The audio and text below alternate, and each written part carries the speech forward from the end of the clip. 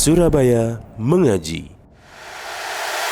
Yuk, dukung dakwah Surabaya Mengaji. Salurkan harta terbaik Anda untuk operasional dakwah.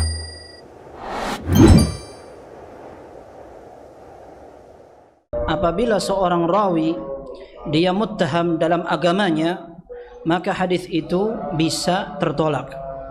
Di antaranya adalah ketika seorang murtakibul fisq, dia melakukan sebuah tindak kefasikan, maka seorang rawi bisa ditolak hadisnya, apalagi jika kefasikannya berkaitan dengan periwayatan hadis.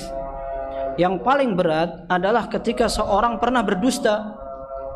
Ketika seorang pernah berdusta, maka dia memiliki posisi muttaham bil kadzib. Seingat ana begitu.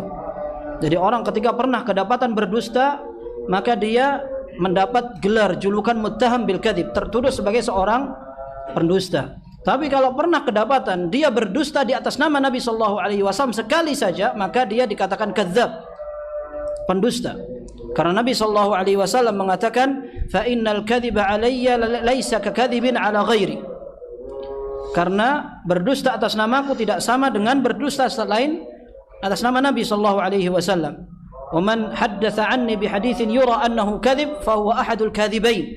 Orang yang menyampaikan sebuah hadis dariku dan dia sudah tahu kalau itu ada persangkaan dustanya, maka dia merupakan salah satu dari dua orang pendusta.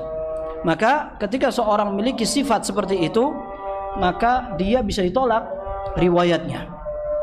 Dan macam-macam orang memiliki penyebab untuk dikoreksi agama maupun bagaimana pembawaan mereka, sholat, perangai, perkataan dan lain-lainnya, termasuk dalam kebiasaan. Sekalipun disebutkan oleh ahli hadis, terkadang uruf itu membedakan kebiasaan dan adat.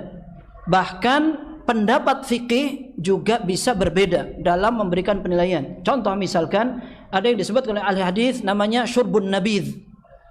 Syurbun nabidh, antum tahu nabidh? Nabidh itu adalah air dicampur dengan kurma. Kurmanya dibiarkan sampai bercampur. Nabidh ini boleh diminum. Akan tetapi apabila sudah sampai 3 hari, maka Rasulullah SAW tinggalkan. Beliau tidak minum kembali. Tapi sebagian ulama menyatakan bahwa syurbun nabidh ini tidak bagus. Tidak bagus. Sehingga Ahlul Madinah mengatakan an-nabidh itu bisa disamakan dengan khamr.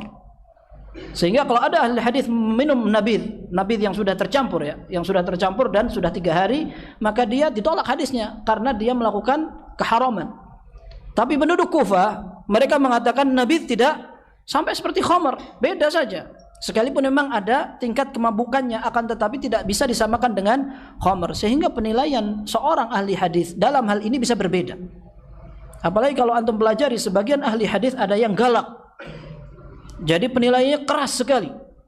Di antaranya Syu'bah ibn al-Hajjaj rahimahullah, beliau melihat ada orang naik keledai. Beliau kemudian katakan ini tidak pantas diambil hadisnya karena pernah menunggang keledai, birzaun. Birzaun itu peranakan dari keledai dan kuda. Ya, dan ini bisa jadi di beberapa tempat dijadikan pertimbangan.